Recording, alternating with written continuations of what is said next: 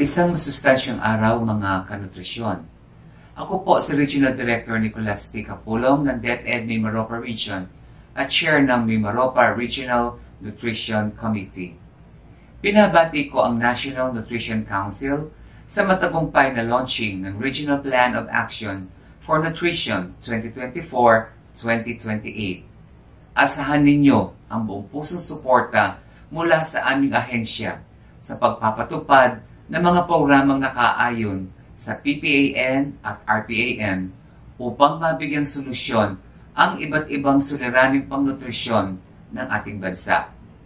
Asahan niyo po ang maigting na paglahok ng aming riyon sa mga kaganapan ng National Nutrition Council at ang malawakang pagsuporta sa isang napapanahong advokasya.